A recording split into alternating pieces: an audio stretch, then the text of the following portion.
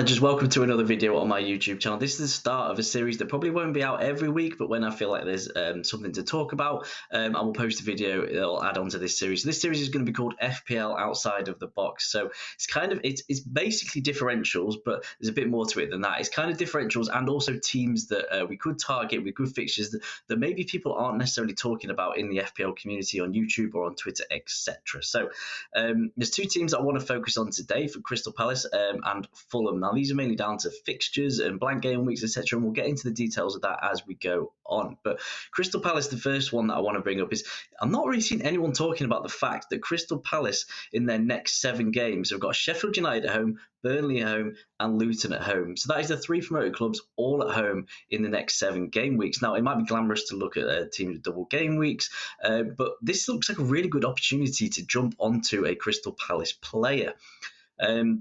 Particularly if you've got Chelsea access as well, who are going to blank in game week 26. It feels like a good exit point from a Chelsea player point of view because they've got Liverpool away to then bring in a Crystal Palace player in game week 22 where you've got Sheffield United at home, and particularly this game week because Crystal Palace are the second likeliest team, according to the odds, to keep a clean sheet this game week as well. So it just feels a really good time to make that switch. Now, I've chosen here Joachim Andersen as the player to go for. This is just because he's scored the 2 goals and got the 1 assist so far this season. But when you look at the underlying data between all the Crystal Palace defenders, there's really not much to pick between it. You're basically picking one at random. So 4.8 million, Joachim Andersen is the most expensive. But if you're looking for a cheaper option, you could go for Gehi, who is only 4.4 million. So Crystal Palace defensively as a team, why would we want to jump on them? Well, they're actually ranked 8th for expected goals conceded at home in the Premier League so far this season. I'll focus on home specifically because those are the main games we're going to look to play Anderson, which would be game weeks 22, 26 and 28 when they're playing the promoted clubs. And they've managed to get that 8th ranking without playing these teams as well. So you could expect that to be in an even better position by the time game week 29 comes along and they've had this easier run of games. And crucially, blank game week 26, they played Burnley at home, which is a fantastic fixture in that week, particularly in a week where we're going to be needing our benches to fill in for the players that are not playing due to the Carabao Cup final. So next up is another Crystal Palace player that I want to talk about. It's Michael Olise. He's been confirmed in the press conference today to be available. Now, this is huge for Crystal Palace because Crystal Palace have rarely had an opportunity recently to play Olise and Eze together. And when both of these players are playing together, Crystal Palace look good. They look threatening. They're scoring goals.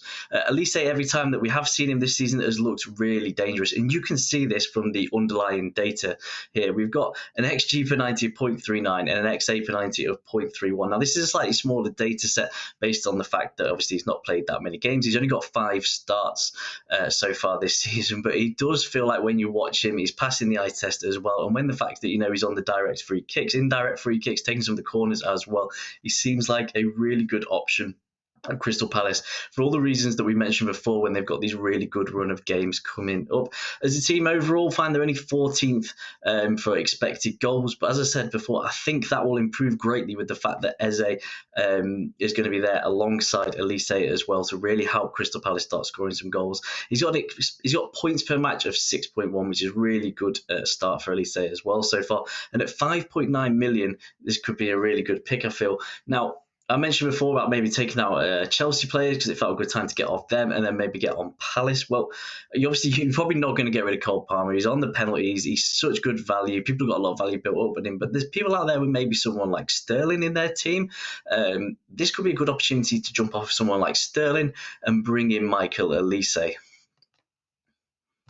And then finally, the other team that I wanted to talk about was Fulham. Now, Fulham are a team that are guaranteed to play in blank game weeks 26 and 29, which does make them appealing. And they have a really good home record, Fulham, as well.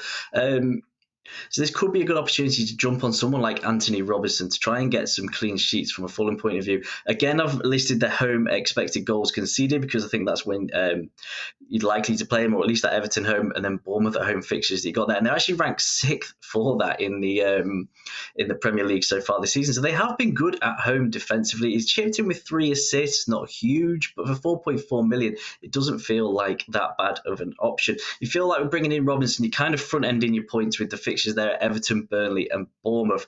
And then you just kind of know that you've got him there on the bench. It's not an ideal fixture, that Man United away in the blank. I can't remember something, but they've not gotten their best fixture in game week 29 either. But it's a player that you're going to help fill your squad. Game week 29 could be a popular week where you'll be looking to use your free hit potentially as well. So it might not actually matter that he's not got a good fixture in game week 29. You might just have to play him for that 1 week in game week 26.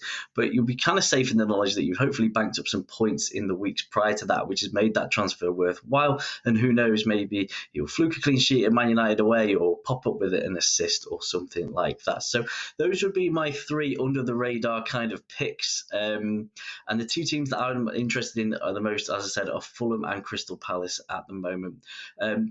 So I hope you found that video useful. Drop a like and a subscribe as well if you did. And good luck with everyone for game week 22.